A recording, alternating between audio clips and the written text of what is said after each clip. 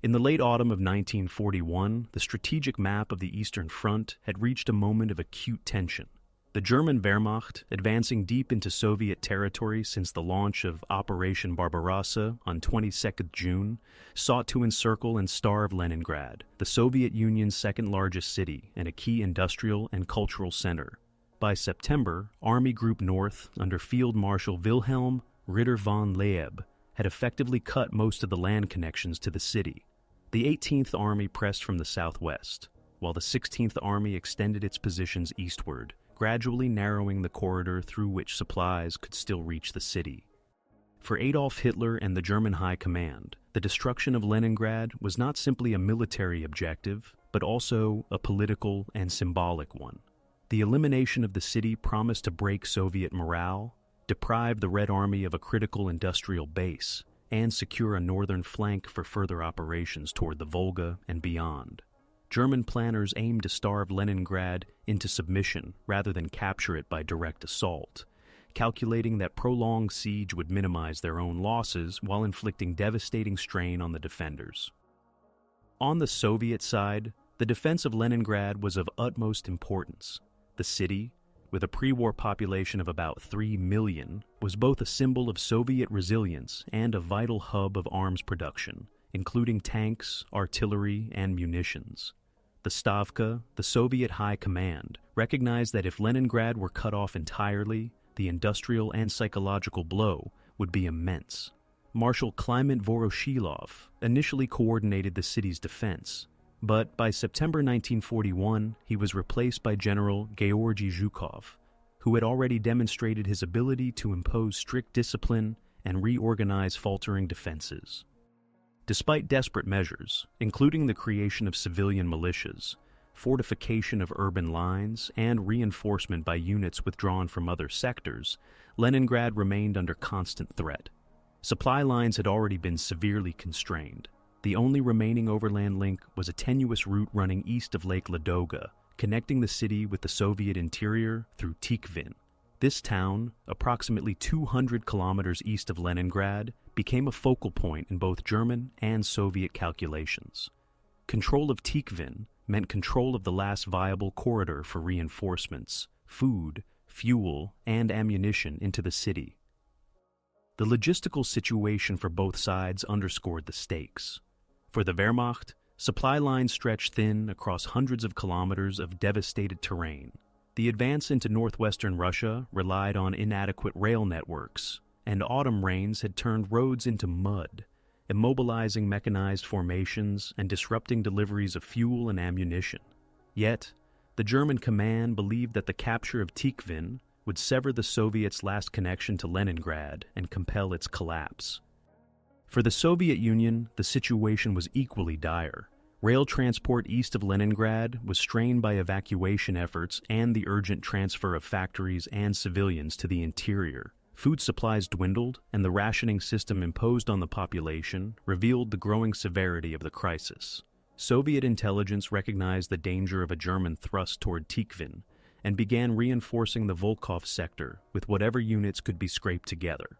These included regular Red Army divisions, newly raised militia formations, and hastily redeployed reserves from other fronts. Internationally, the fate of Leningrad was closely monitored. While the Western Allies had yet to open a second front in Europe, both Britain and the United States followed developments on the Eastern Front with increasing concern. Reports of encirclement and starvation in Leningrad circulated widely, shaping perceptions of the Soviet war effort and adding urgency to discussions of military aid. The preconditions for the Battle of Tikhvin thus lay in the intersection of military, political, and humanitarian imperatives. For the Germans, success promised a decisive step in their northern campaign, possibly concluding the siege of Leningrad without costly urban combat. For the Soviets, holding Tikhvin was synonymous with preserving the lifeline of the city and demonstrating that the Red Army could mount effective resistance after the catastrophic retreats of the summer.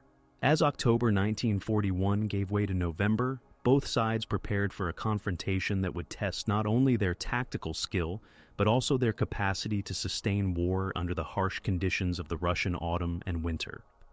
In early November 1941, the German advance toward Tikhvin began in earnest. the operational directive fell to the 16th Army of Army Group North, commanded by General Ernst Busch. Within its ranks, the XXXIX Motorized Corps under General Rudolf Schmidt carried the main burden of the offensive. This formation included the 8th Panzer Division, supported by the 18th, 20th, and 126th Infantry Divisions, among others.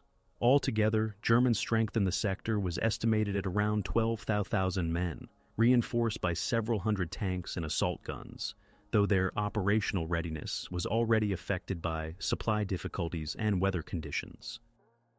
The strategic aim for the Germans was clear. By capturing Tikhvin, they intended to sever the last railway linking Leningrad with the Soviet hinterland via Lake Ladoga. The planned axis of advance moved through the towns of Volkhov, Budagoszcz, and eventually Tikhvin itself. Intelligence assessments assumed that Soviet forces in the area were exhausted, scattered, and incapable of mounting significant resistance. German command believed that momentum still lay with the Wehrmacht, despite the onset of worsening weather. On the Soviet side, the defense of the approaches to Tikhvin was organized under the Volkhov Operational Group, later to form the Volkhov Front. Command fell to General Kirill Meretskov, who had recently been released from imprisonment and reinstated by Stalin due to the shortage of experienced commanders. His available forces included remnants of the 4th, 52nd, and 54th Armies, numbering approximately 95,000 troops, but their condition was precarious.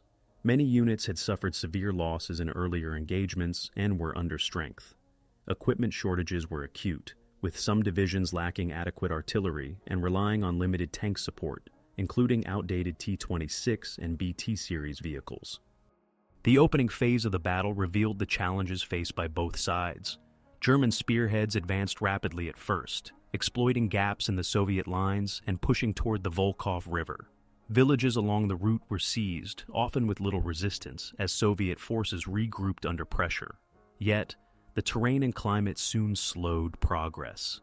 By early November, temperatures began to drop, freezing the ground but also exposing inadequacies in German winter gear.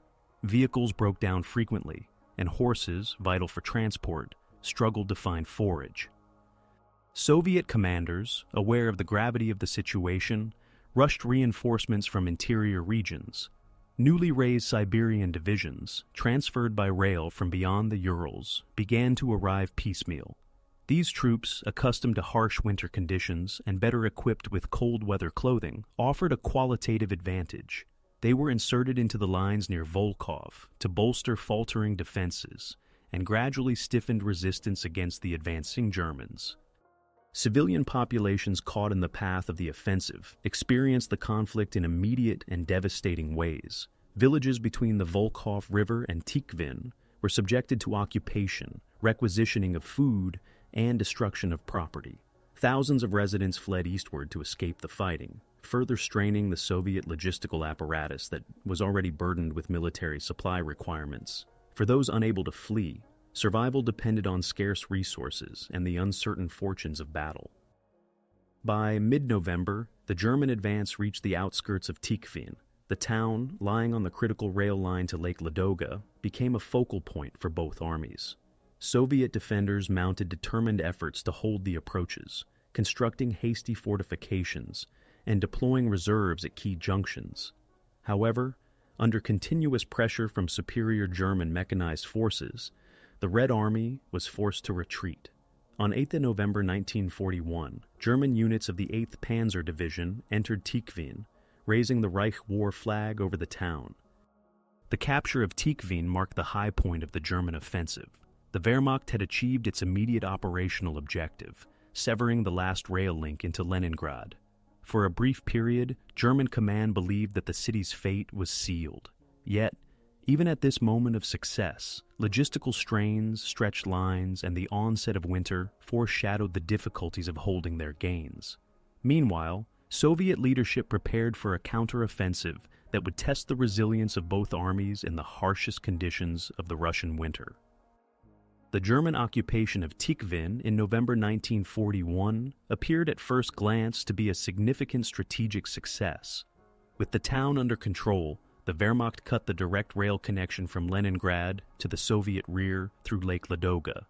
German headquarters proclaimed that the fall of the city on the Neva was now only a matter of time.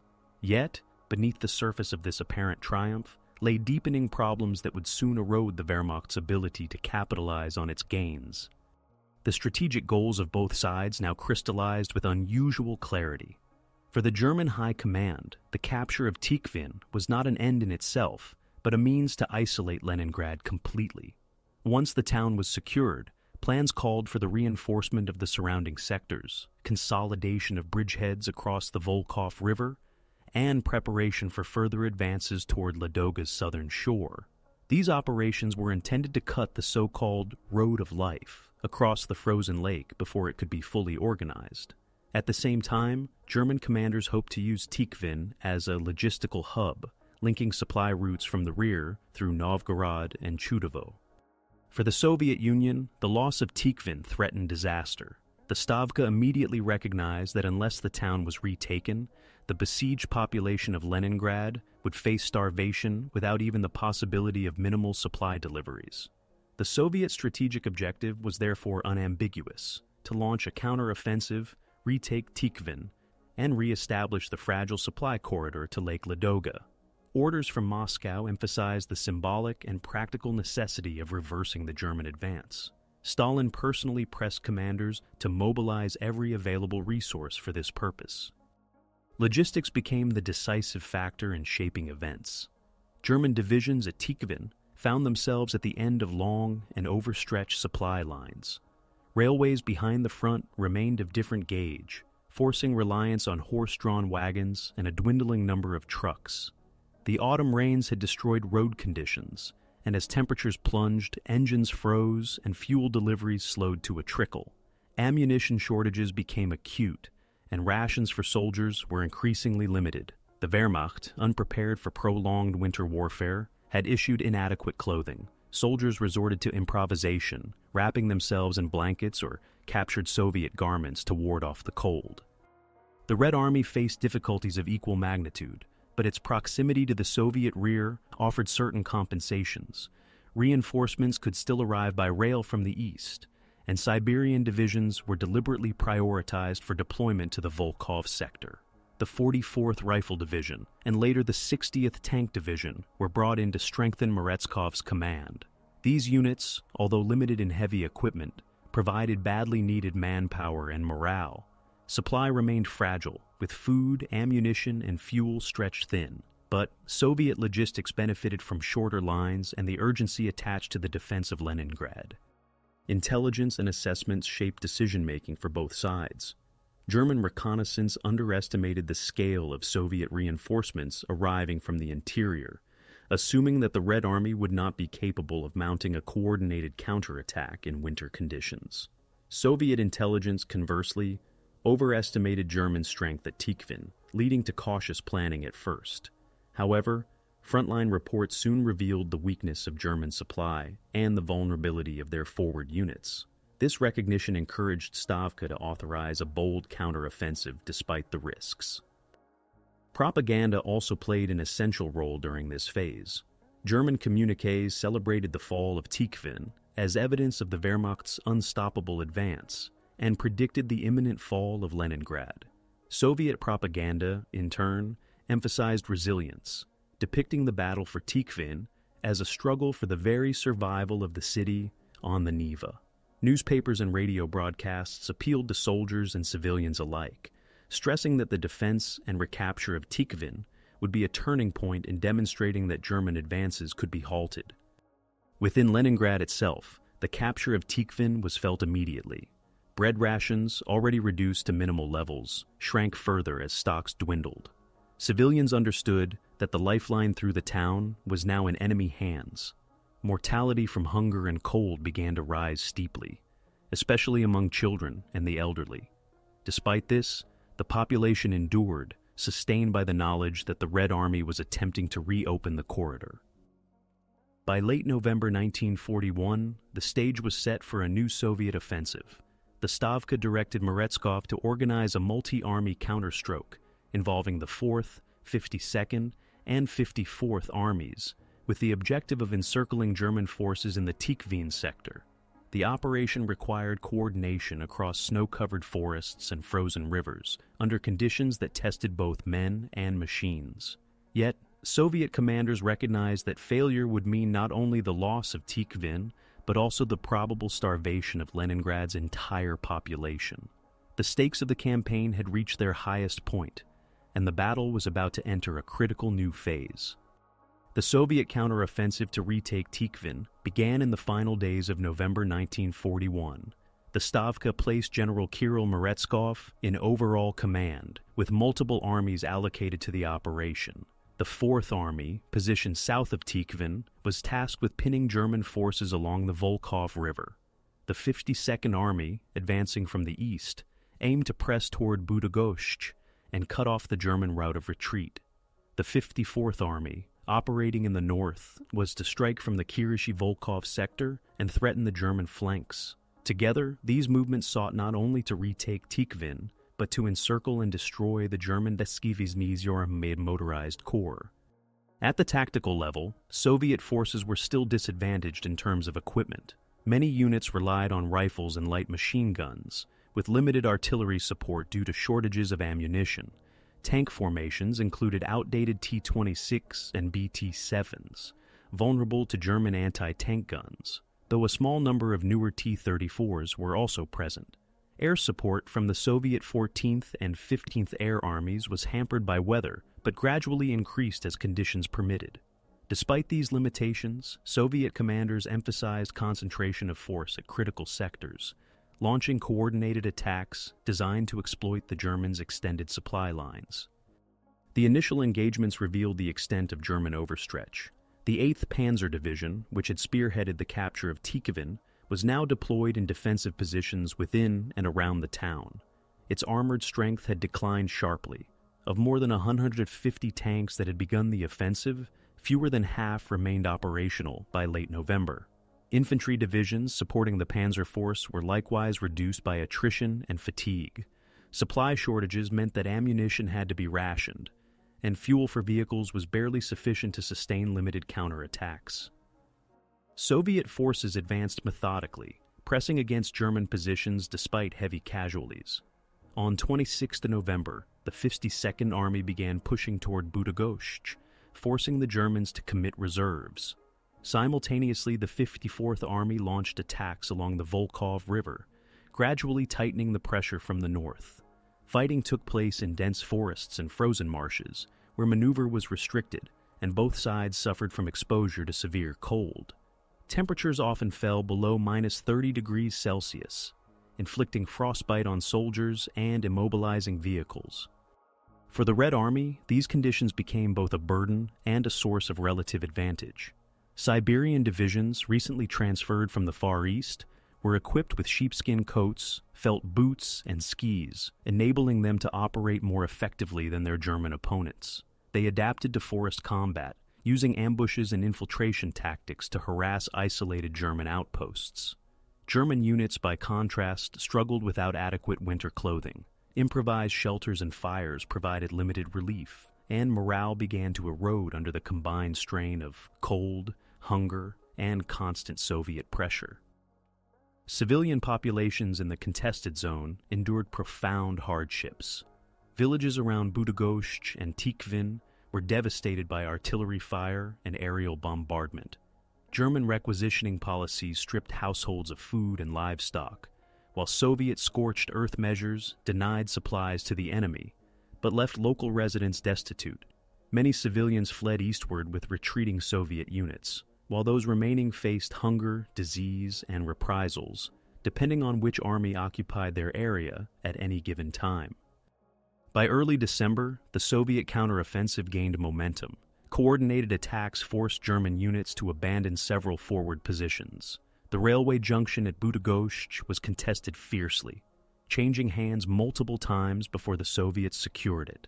This threatened to sever the Germans' tenuous line of communication back to Chudovo, creating a crisis for the XXXIX Motorized Corps. Reports from German field commanders warned that without relief or resupply, their position in Tikhvin would become untenable.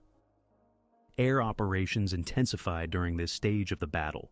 The Luftwaffe's local strength had declined, as aircraft were redirected to support the main offensive against Moscow. Soviet aviation, though also constrained, began to assert growing pressure, launching ground attack sorties against German columns and rail lines. Even limited numbers of Il-2 Sturmovik aircraft inflicted damage on supply convoys, compounding the difficulties faced by German logistics. The Red Army's determination was reflected in casualty figures. Estimates suggest that Soviet losses in the Volkhov sector during November and December reached tens of thousands, including both killed and wounded. German casualties were also heavy, though proportionally more damaging given their smaller reserves. Units were reduced to a fraction of their original strength, and commanders reported growing difficulty in holding defensive lines. By the second week of December 1941, the encirclement of German forces in Tikhvin appeared increasingly likely. Soviet pressure from multiple directions narrowed the corridor through which supplies and reinforcements could reach the town.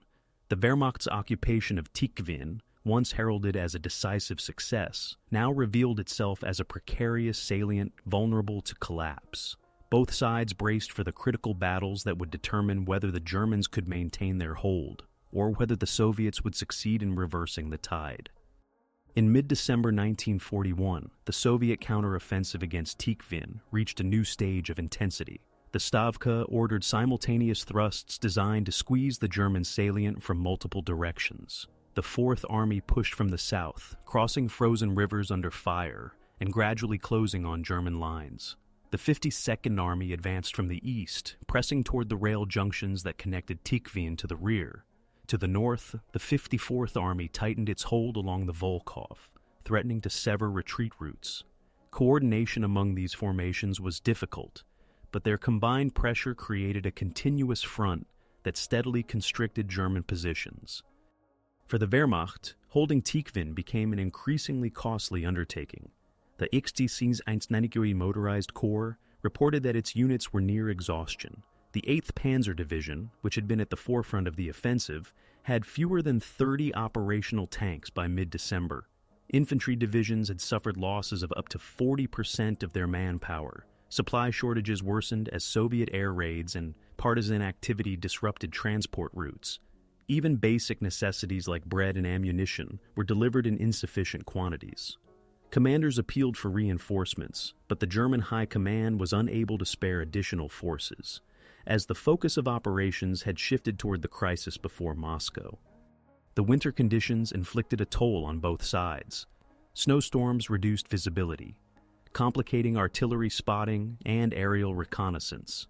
Soldiers endured extreme cold, with temperatures plummeting to minus 35 degrees Celsius. Frostbite became a leading cause of non-combat casualties.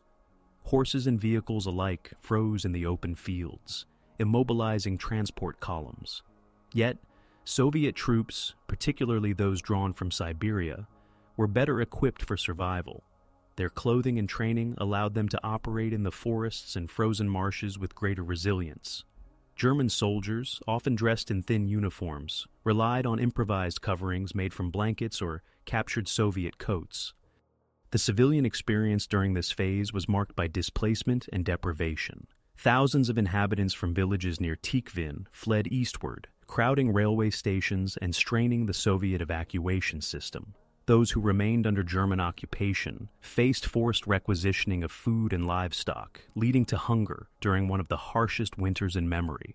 Accounts from survivors describe homes stripped of firewood, barns emptied, and families left to survive on meager rations.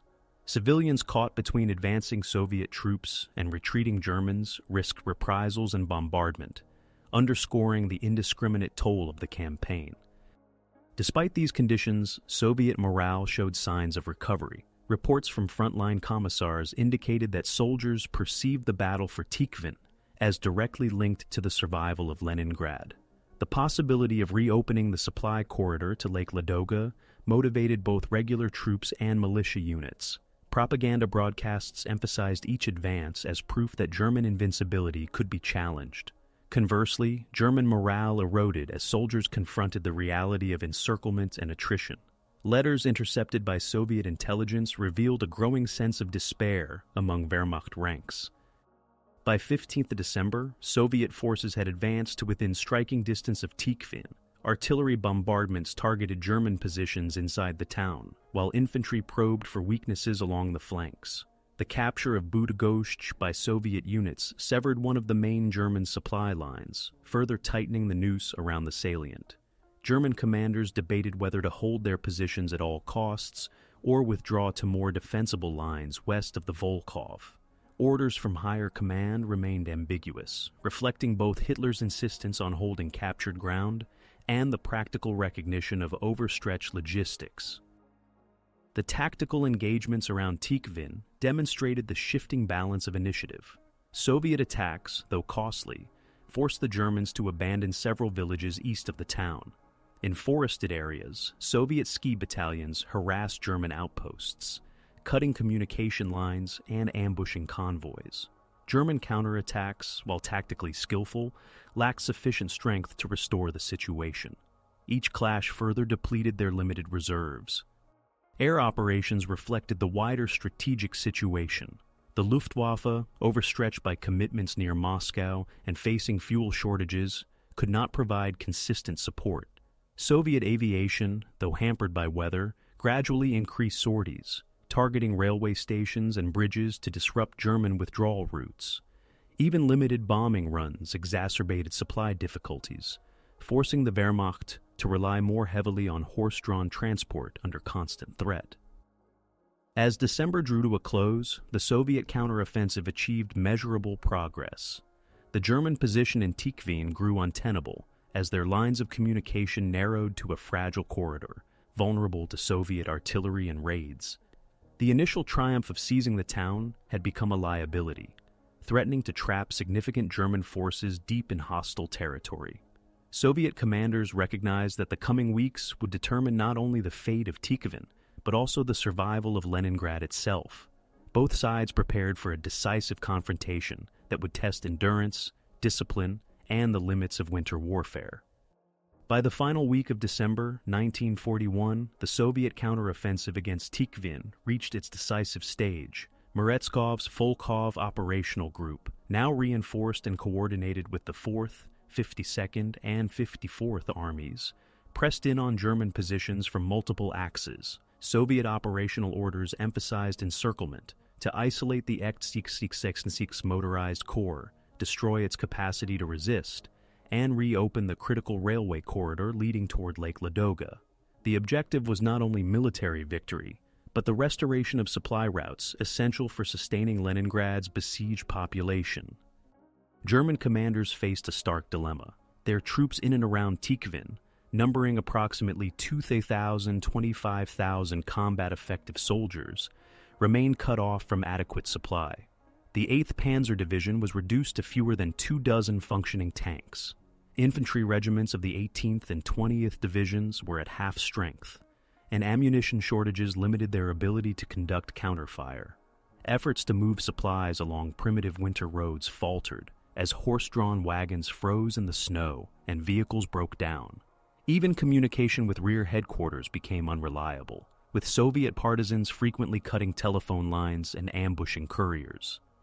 Soviet troops advanced steadily, despite suffering heavy casualties. Their numerical advantage in this sector grew as reinforcements from the Urals and Siberia continued to arrive. The 60th Tank Division, though under strength, provided armored support in the forested terrain, while ski battalions moved swiftly across frozen rivers and marshes, outflanking static German defenses. Soviet artillery, concentrated along key axes of attack, maintained a constant bombardment that eroded German fortifications inside Tikhvin. Mortar fire and Katyusha rocket salvos added to the pressure, inflicting both physical destruction and psychological strain. The civilian population of Tikhvin experienced the battle directly. Residents endured bombardment, shortages of food, and the destruction of infrastructure. Many homes were reduced to ruins by artillery exchanges, and churches, schools, and hospitals were damaged or requisitioned by occupying troops. Civilians sought shelter in cellars or fled eastward in freezing conditions. carrying what few belongings they could salvage. For those who remained, survival depended on scavenging, bartering with soldiers, or enduring hunger alongside the besieged garrison. The Soviet command structure displayed both determination and adaptation during this period. Coordination across three armies was complicated by terrain, weather, and communication delays, but Stavka oversight ensured that the pressure on German forces remained continuous. Stalin demanded regular reports on the progress of the operation, emphasizing that the recapture of Tikhvin was a matter of national importance. Soviet propaganda outlets echoed this theme, presenting the offensive as proof of the Red Army's capacity to reverse German advances. German soldiers, by contrast, faced collapsing morale. Diaries and letters later recovered described the misery of winter encampments, where men huddled in makeshift shelters, their boots frozen and rations inadequate. Frostbite and disease claimed increasing numbers, further reducing the fighting strength of units already weakened by combat. Commanders issued strict orders against retreat, but the reality of encirclement loomed large. Strategic reserves that might have stabilized the front were already committed near Moscow, where the Wehrmacht confronted its first major setbacks. On the 5 December, the Soviet winter counteroffensive had begun in the Moscow sector, drawing German attention and resources away from the northern front. This broader context influenced decisions around Tikhvin. German high command reluctantly acknowledged that holding the town indefinitely was no longer feasible. By mid-December, orders were issued to prepare for an organized withdrawal westward, aimed at avoiding encirclement while preserving what remained of the XXXIX Motorized Corps. The decision reflected the shift from offensive ambition to defensive necessity. The Soviet advance intensified as reports of German withdrawal preparations reached Meretskov. Attacks accelerated, with Soviet troops aiming to cut escape routes and prevent an orderly retreat. Battles erupted along key villages and rail junctions, where German rearguards resisted fiercely to buy time for their comrades to fall back. Casualties mounted on both sides, with frozen landscapes littered by wrecked vehicles and abandoned equipment. By 8 December, Soviet forces penetrated deep into German lines around Tikhvin. The defenders, unable to sustain prolonged combat, began pulling back under cover of darkness. Retreating units destroyed bridges and rail facilities to delay pursuit, but their withdrawal was harassed constantly by Soviet artillery and aviation. The Luftwaffe attempted to provide air cover, yet limited fuel and deteriorating weather restricted their effectiveness. Soviet aircraft, though also constrained, managed to strike retreating convoys, inflicting further disruption. The recapture of Tikhvin by Soviet forces was completed on 9 December 1941. Red Army units entered the town amid scenes of devastation, destroyed infrastructure, burned out tanks, and civilian survivors emerging from cellars and ruins. The operation restored control of the vital railway corridor, reopening the link to Lake Ladoga. For the first time since the siege had begun, Leningrad's defenders could look to renewed, if fragile, lifelines for supplies and reinforcements. The battle, however, was not yet concluded in its effects. The Germans managed to extract much of their surviving force, retreating toward defensive positions west of the Volkhov. The Soviets had achieved their objective, but at the cost of immense losses in manpower and material. Still, the outcome marked a significant turning point in the northern theater of the war, demonstrating that the Red Army could not only halt the German advance, but also reclaim lost ground under the harshest conditions. After the Soviet recapture of Tikhvin in early December 1941, the battlefield situation transformed from a German offensive thrust into a protracted struggle for defensive stability. The Red Army's victory was undeniable, yet it did not end the fighting in the Volkhov sector. Instead, both sides now shifted to consolidating their positions, regrouping shattered units, and preparing for the next stage of operations along the approaches to Leningrad. For the Soviets, holding Tikhvin was more than symbolic. The town's rail junction reconnected a tenuous supply corridor to Lake Ladoga, enabling the organization of the so-called Road of Life. Supplies could now reach Leningrad by rail to Tikhvin, then by truck convoy to the southern shore of the lake, and from there across the frozen waters or by barge in warmer months. The ability to transport food, fuel, and ammunition alleviated, though did not end, the suffering of the besieged population. At the same time, the recapture boosted morale within the Red Army and among civilians in Leningrad, proving that German advances could be reversed. Meretskov command sought to capitalize on the victory by pushing the Germans farther west, but exhaustion limited Soviet offensive capacity. Casualty figures illustrate the scale of attrition. Estimates suggest that Soviet forces lost more than 3,000 men in the Tikhvin operation, with divisions reduced to fractions of their original strength. Equipment losses were also heavy, particularly in armor and artillery. Nevertheless, replacements from the interior began to arrive, including fresh rifle brigades and artillery regiments, ensuring that the front would not collapse under renewed German pressure. German forces, meanwhile, undertook a fighting withdrawal to prepare defensive lines along the Volkhov River. The XXXIX Motorized Corps, though severely depleted, avoided complete encirclement and preserved a core of combat units. However, the cost was immense. Panzer and infantry divisions alike suffered reductions of up to 50% of their manpower. Much of their heavy equipment was abandoned during the retreat. The once formidable 8th Panzer Division, which had spearheaded the advance to Tikhvin, was reduced to little more than a reinforced infantry formation. The Wehrmacht adapted to the new reality by fortifying positions west of Tikhvin. Defensive works were established along the river lines and in key forested areas, with barbed wire, minefields, and field artillery emplacements forming strongpoints. German engineers rebuilt bridges and reinforced supply depots to maintain cohesion under continued Soviet pressure. Commanders recognized that while the dream of capturing Leningrad through starvation had been delayed, the city remained besieged, and the possibility of resuming offensive operations in the future could not be ruled out. On the Soviet side, defensive measures were equally extensive. Fortifications were constructed around Tikhvin itself, with trenches, bunkers, and anti-tank obstacles prepared against any German attempt to retake the town. The Red Army also established logistical hubs to distribute supplies toward Lake Ladoga, ensuring that the reopened corridor functioned under constant threat of German artillery and air attacks. The presence of Siberian and Ural divisions, seasoned in harsh conditions, helped maintain readiness despite the winter climate. Civilian conditions reflected both relief and continued hardship. In Leningrad, bread rations were increased slightly after Tikhvin was retaken, providing a modest improvement in survival chances during the winter of 1941-42.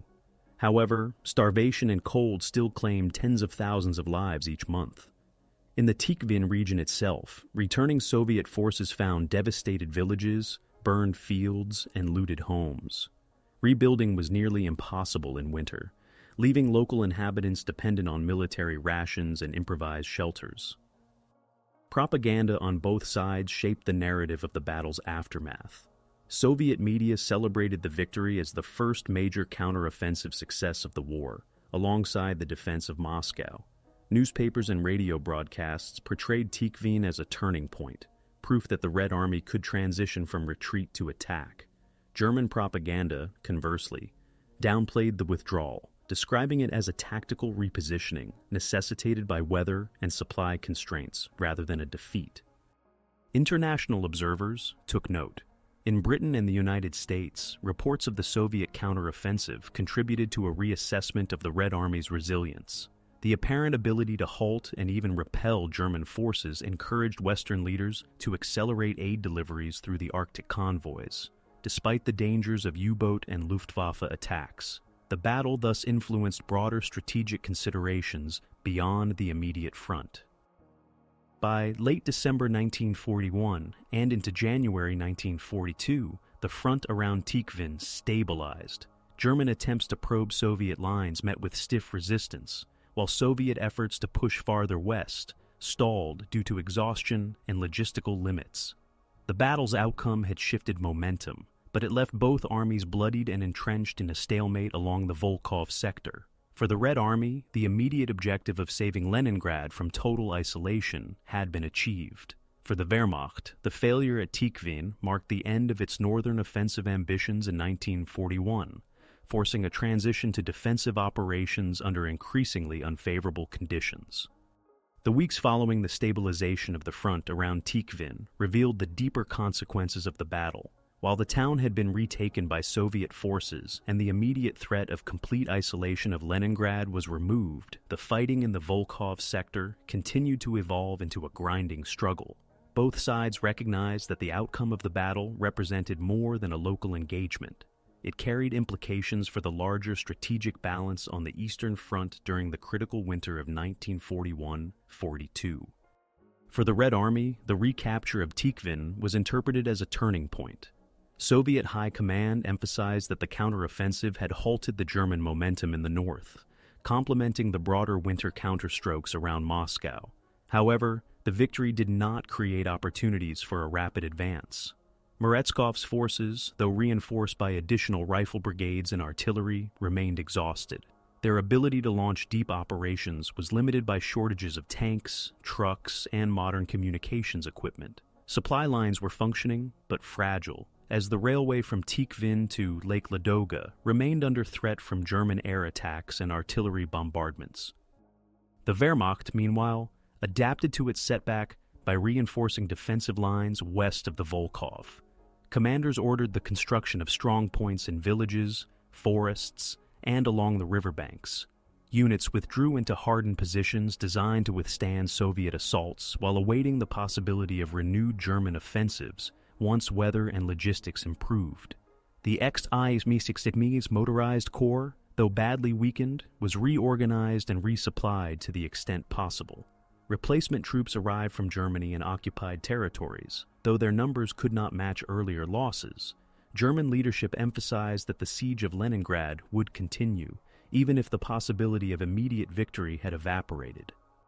In tactical terms, the Soviet military exploited its regained momentum by launching local attacks against German strongpoints, particularly in January 1942. Ski troops and reconnaissance detachments harassed German supply convoys, while artillery barrages targeted bridgeheads. Yet, the Red Army's attempts to push west of Tikhvin met with heavy resistance. German units, despite their reduced strength, fought tenaciously from fortified positions. Casualties mounted on both sides, but the front lines shifted only marginally. The human cost remained immense. In Leningrad, although supplies once again trickled in via the Tikhvin-Ladoga corridor, the rations distributed to civilians were still inadequate. During the winter of 1941-42, hundreds of thousands perished from hunger, disease, and exposure. The road of life across Lake Ladoga provided critical relief, but it could not compensate fully for the city's isolation. Each train arriving at Tikhvin carried foodstuffs, coal, and munitions, but the quantities were far below pre-war requirements. In the countryside east of the Volkhov, civilians returning to villages devastated by the fighting faced the challenge of survival in ruined homes. Many found their houses burned or looted, livestock slaughtered, and fields unusable until spring. Soviet authorities organized relief stations, distributing limited supplies and providing shelter. But the suffering of the population remained severe. German occupation policies had left destruction in their wake, while Soviet scorched earth tactics compounded the devastation. From a strategic perspective, the battle demonstrated the significance of logistics in determining operational outcomes. German forces had captured Tikhvin, but could not hold it due to overstretched supply lines, inadequate winter preparations, and the diversion of resources to the Moscow front. Soviet forces, conversely, were able to concentrate reinforcements from the interior and sustain pressure until the Germans withdrew. The pattern foreshadowed future campaigns, where supply and endurance would often prove decisive over initial tactical success. At the political level, the Soviet leadership seized upon the recapture of Tikhvin to showcase resilience. Stalin emphasized the operation in communications to the Allies, presenting it as evidence of the Red Army's capacity to resist and counterattack. This contributed to Allied perceptions that the Soviet Union could hold its own, strengthening arguments for increased aid. British and American deliveries of weapons, vehicles, and raw materials through the Arctic convoys gained renewed urgency, with Murmansk and Arkhangelsk serving as critical ports. For the German side, the failure at Tikhvin revealed the limits of their northern campaign. High Command recognized that the rapid victories of summer 1941 could not be replicated under winter conditions. Reports from the front stressed the need for better preparation, including winter clothing, fortified supply depots, and greater coordination with the Luftwaffe. Yet, the overall German strategy remained committed to the siege of Leningrad, with hopes that the city would eventually collapse from starvation, despite Soviet efforts to maintain its lifeline. By February 1942, the front around Tikhvin had solidified into a stalemate. Both armies maintained fortified lines, with patrols, artillery duels, and limited offensives marking daily life. The Red Army had achieved its immediate objective, but the siege of Leningrad persisted, and the battle's broader significance lay in its demonstration that the Wehrmacht's offensive capacity could be blunted. The struggle for the North was not over, but the dynamic had changed. Initiative now shifted gradually toward the Soviets, setting the stage for further campaigns along the Volkhov and beyond. In the aftermath of the Soviet recapture of Tikhvin, combat in the region gradually transitioned into a war of attrition. The period from late December 1941 through the early months of 1942 was defined by withdrawal, consolidation, and the immense humanitarian consequences of the campaign. For the German army, the retreat from Tikhvin marked the end of its offensive momentum in the north. For the Red Army, the victory provided a lifeline to Leningrad, but left behind devastated landscapes and populations struggling to survive. The Wehrmacht conducted its withdrawal westward in relatively organized fashion, avoiding encirclement, but leaving behind large quantities of abandoned equipment and damaged vehicles. Rear guard actions by German infantry allowed the bulk of the XXXIX Motorized Corps to cross the Volkhov and establish new defensive lines. Once in these positions, engineers fortified the area with trenches, dugouts, and obstacles, transforming the river and surrounding forests into a defensive barrier that the Soviets would struggle to breach. Reports from German units described exhaustion and dwindling morale, but also relief at escaping a potential encirclement. For the Red Army, the recapture of Tikhvin represented a concrete achievement, but its forces were too depleted to exploit the retreat fully. Divisions that had borne the brunt of the counteroffensive had lost up to half their personnel. Tank units fielded only a handful of operational vehicles, and artillery batteries faced chronic ammunition shortages. Soviet commanders pressed for continued advances, but logistics limited the scale of their operations. Harsh weather, destroyed infrastructure, and the need to rebuild supply depots slowed further progress. Instead, the Red Army focused on consolidating control of the Tikhvin-Volkhov sector and re-establishing reliable rail operations to Lake Ladoga. Casualty figures reflected the intensity of the campaign.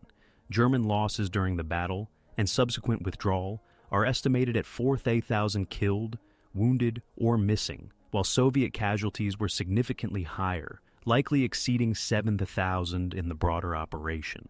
These figures underline the attritional nature of the fighting, where victory came at a cost that strained both armies. Medical facilities in the region were overwhelmed, with field hospitals treating thousands of frostbite cases in addition to battlefield injuries. Civilian conditions deteriorated further in the wake of the battle.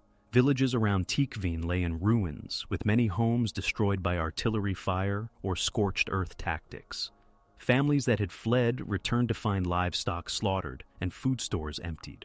Soviet authorities attempted to provide relief through ration distribution and the resettlement of displaced persons, but resources were scarce. Meanwhile, in Leningrad itself, the winter of 1941-42 reached its peak of suffering.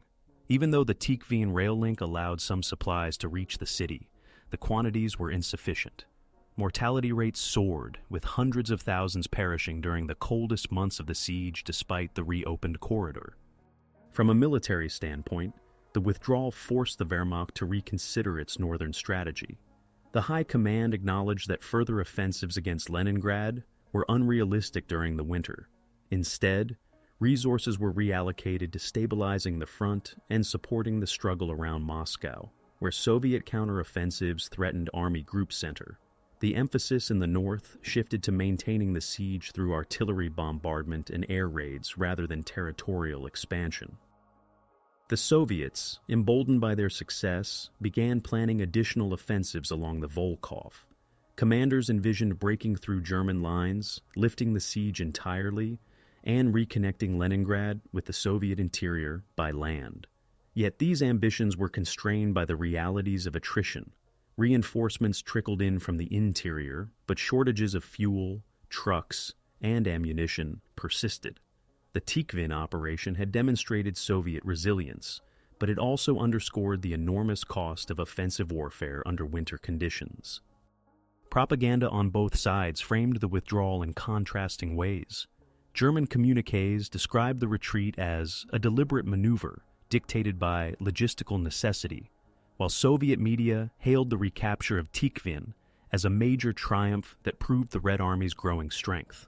For Soviet civilians, particularly in Leningrad, news of the victory provided a rare source of hope amid famine and hardship. For German soldiers, however, the experience reinforced a growing sense of disillusionment as expectations of rapid victory gave way to the reality of drawn-out, attritional conflict. By January 1942, the front had stabilized once more. Soviet forces held Tikhvin and the surrounding railway lines, ensuring that supplies could continue to flow toward Lake Ladoga. German units entrenched along the Volkhov prepared for the next Soviet assault. Both armies understood that the battle had not decided the fate of Leningrad, but it had altered the balance of the campaign. The Germans had been denied their opportunity to sever the city's last lifeline, while the Soviets had demonstrated their capacity to reclaim lost ground and prevent total catastrophe. In this sense, the withdrawal from Tikhvin marked both an end and a beginning, the end of German offensive momentum in the north during 1941, and the beginning of a prolonged phase of attrition, counteroffensives, and siege warfare that would define the struggle for Leningrad in the year to come. The Battle of Tikhvin entered historical memory as a defining episode in the Northern Campaign of 1941. Its legacy rests not only on the immediate military outcome, but also on the broader implications it carried for the siege of Leningrad, the development of Soviet operational doctrine, and the perception of the Eastern Front among allies and adversaries alike. In purely military terms, the Soviet recapture of Tikhvin was the first large-scale counteroffensive victory achieved by the Red Army since the onset of Operation Barbarossa. Coming at the same time as the defensive success before Moscow, it undermined the narrative of German invincibility that had dominated the early months of the war. The battle demonstrated that Soviet forces could not only withstand the Wehrmacht's mechanized spearheads, but also force them into retreat when supported by sufficient reinforcements, coordination, and endurance in extreme conditions. Strategically, the operation had lasting consequences for the siege of Leningrad. By reopening the rail corridor to Lake Ladoga, the Soviets ensured that minimal supplies could continue reaching the city throughout the winter of 1941-42. This did not prevent catastrophic famine. Mortality rates in Leningrad remained extraordinarily high, but it averted complete collapse. The Road of Life, supplied through the Tikhvin line and across the frozen lake, became a symbol of endurance that allowed the city to survive until more substantial relief arrived in subsequent years. Without the recapture of Tikhvin, the probability of Leningrad's fall would have been considerably greater. For the Wehrmacht, the failure at Tikhvin revealed the limits of blitzkrieg when extended into prolonged winter campaigns. The German High Command learned that rapid armored thrusts could seize objectives but were unsustainable without secure supply lines, logistical preparation, and winter equipment.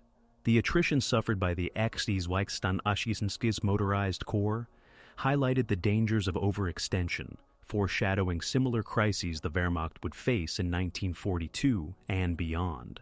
The inability to hold Tikhvin weakened the siege of Leningrad, transforming it from a planned rapid annihilation into a protracted and resource-draining blockade. Politically, the battle contributed to shifting perceptions of the Soviet Union abroad. Western allies, closely monitoring the situation, interpreted the Soviet counteroffensive as proof that the Red Army could resist and inflict defeats on German forces. This encouraged greater urgency in providing material assistance, particularly through the Lend-Lease program and Arctic convoys. The victory thus helped strengthen Soviet diplomatic leverage and secure increased external support at a critical juncture. Within Soviet historiography, Tikhvin was presented as one of the first signs of the turning tide. Official accounts emphasize the heroism of soldiers and the leadership of Meretskov, while also framing the victory as part of Stalin's broader strategy of resilience. Commemoration of the battle became part of the larger narrative of the defense of Leningrad, reinforcing its place in wartime memory and post-war identity. For the German side, the withdrawal from Tikhvin was largely omitted or minimized in wartime propaganda, depicted as a tactical adjustment necessitated by weather and supply difficulties. In military analysis, however, it became a case study in the dangers of overextending mechanized forces in unfavorable terrain. Post-war accounts from German officers highlighted the role of inadequate logistics in severe winter conditions, often framing the defeat as a result of environment rather than Soviet capability, though modern scholarship emphasizes the growing effectiveness of Red Army operations. The legacy of the battle also includes its humanitarian dimension. The reopened corridor allowed hundreds of thousands in Leningrad to survive the siege's harshest phase. Yet, it also underscored the scale of civilian suffering. Famine, disease, and bombardment claimed more lives in the city than most battles on the front. The resilience of Leningrad's population, sustained in part by the Tikhvin lifeline, became central to Soviet wartime identity and post-war commemoration. In historical debates, the Battle of Tikhvin is often overshadowed by larger operations such as Moscow or Stalingrad. Nonetheless, it holds significance as a case where Soviet counteroffensive strategy achieved operational success under conditions previously assumed to favor the Wehrmacht. It illustrates the interplay of logistics, weather, and endurance in shaping outcomes on the Eastern Front. The broader significance of Tikhvin lies in its role as a precursor. It signaled the beginning of a shift from continuous retreat to localized Soviet victories, laying the groundwork for the more decisive offensives of 1942 and 1943. It demonstrated that the Red Army could adapt, recover from earlier defeats, and impose costs on the Wehrmacht. In this sense, the battle occupies a critical place in the trajectory of the war, bridging the desperate defense of 1941 with the resurgence of Soviet offensive power in the years to come. Thus, the Battle of Tikhvin was more than a local engagement. It was a struggle whose outcome shaped the survival of a major Soviet city, influenced the global perception of the Eastern Front, and offered lessons in endurance and adaptation that would echo throughout the remainder of the conflict.